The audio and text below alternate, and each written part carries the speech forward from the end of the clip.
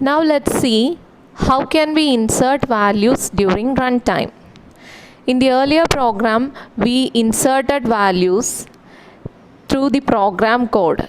That means how many times you execute the program, it will be able to insert only those values that you wrote in the program code. If you want to receive the values from the user at runtime and you want those values to be inserted into that table, then there should be a change in the code. This is an example for that. So import statement, connection establishment and cursor object creation use the database, everything the same. And I said during runtime we want to receive the values from the user. So we need 3 values, one for roll number and one for address and one for the mark. Roll number it is expecting as int and mark also is expected as int. So int input, enter roll number, and here this is a string, a text address. Now let's see, we want this RAM to be inserted into the table.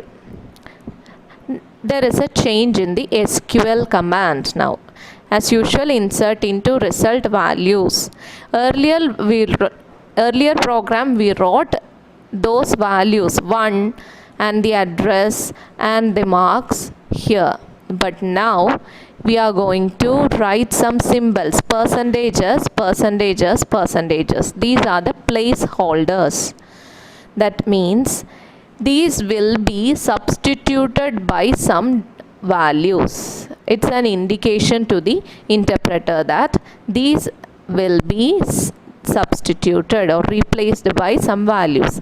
Now here I am creating a tuple. The tuple name is rec underscore tuple and the tuple has the values RAM. What are they? These are the values that we received from the user. RAM. Okay, so R for roll number, A for address and M for the mark. Now we want to give these 3 values so that it can replace these placeholders. Now how can we do it? When we write cur.execute of, usually we will write SQL alone inside this bracket, but here there is a change. We are writing rec underscore tuple, that is the tuple that contains the values to be inserted. RAM contains the values that the user entered. So I want this tuple to be inserted in these placeholders.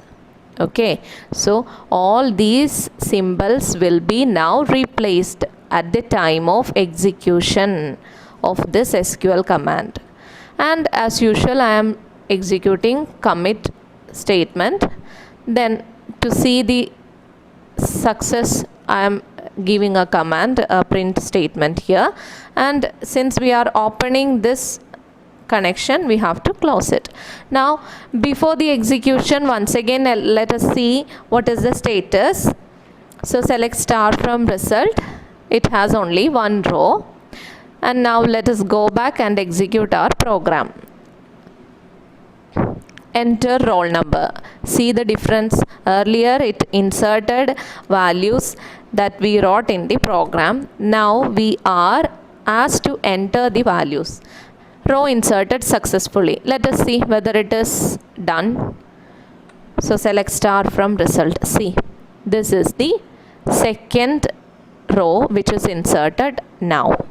So if you want a program to read or to receive values from the user at runtime and insert them to the tables, then we have to use this method.